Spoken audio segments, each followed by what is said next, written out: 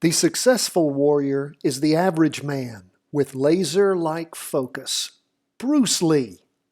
That's what we endeavor to do here every day. 10 to 15 minutes practice with laser-like focus to be the successful warrior here with these charts. Remember, we trend follow.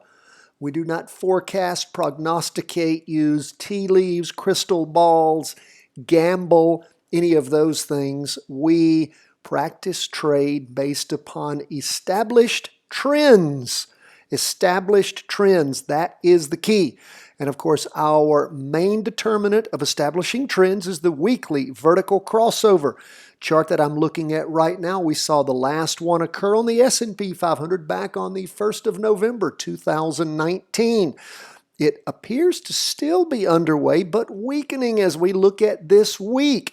It's the weakest candle that we have seen since that weekly vertical crossover. We had the only other week we had a pullback was the week of December the 6th. We had an open box red spinning top. This is still an open box spinning top, even smaller, still open box, not a solid red. We see the price percent oscillator flattening, derivative oscillator losing momentum. Now again, we're only 2 days into a 5-day candle, but we will pay particular attention to how this works. We see that we've now violated both the weekly and the 2-day trend line. So we could redraw that trend line probably better now if we moved it up. It's always good when you're drawing trend lines. Remember, you want to try to connect 3, and you want to go as far back as you can, but again, you don't want to be too far back. So even when we update our trend line, connect the last 3 weeks,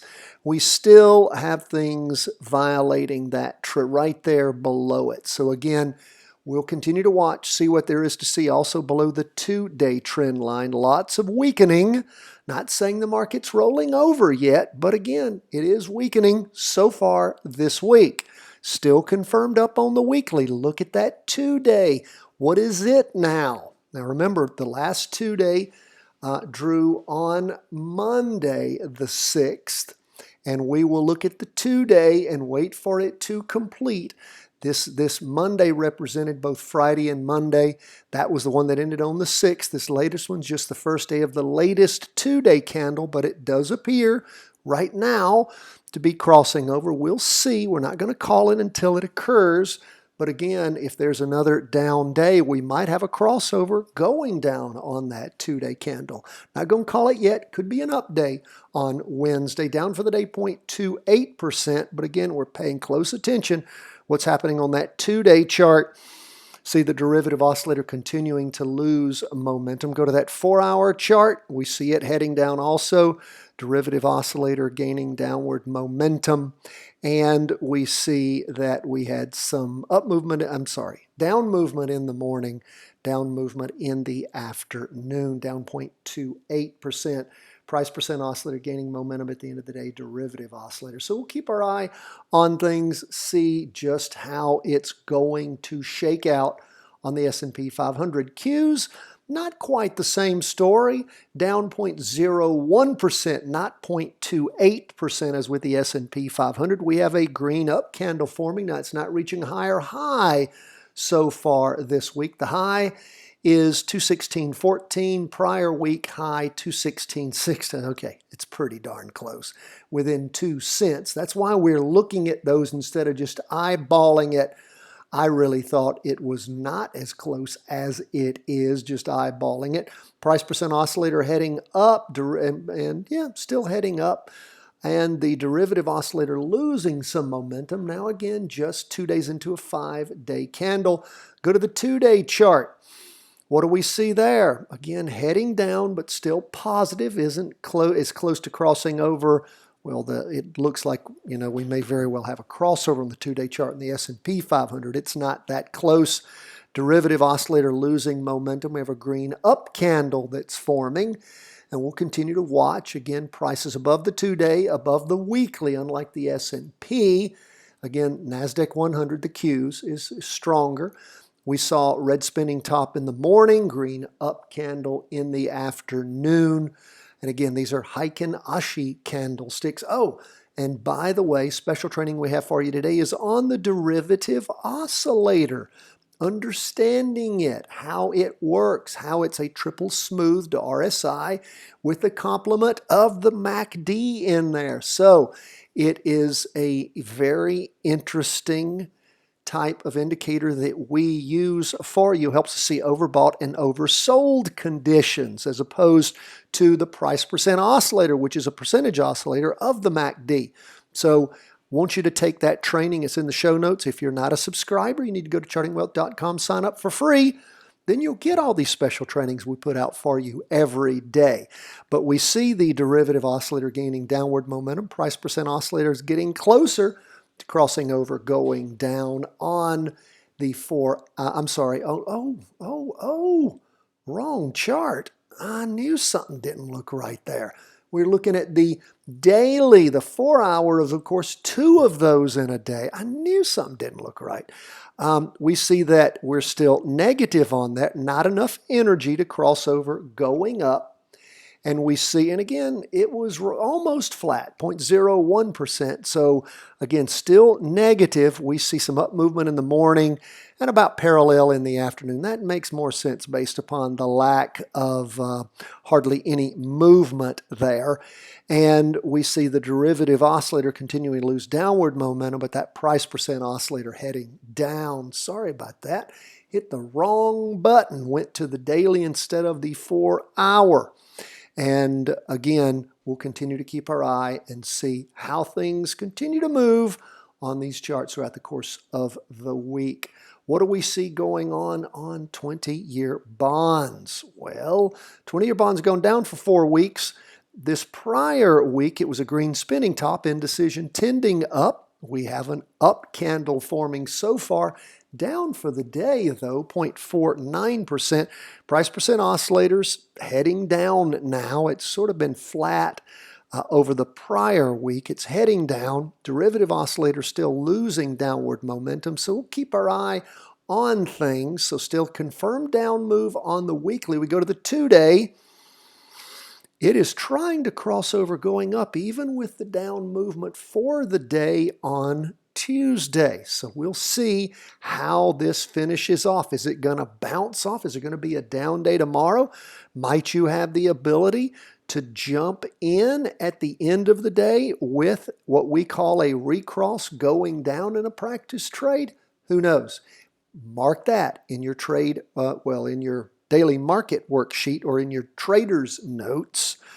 Be on the lookout for that at the end of the day.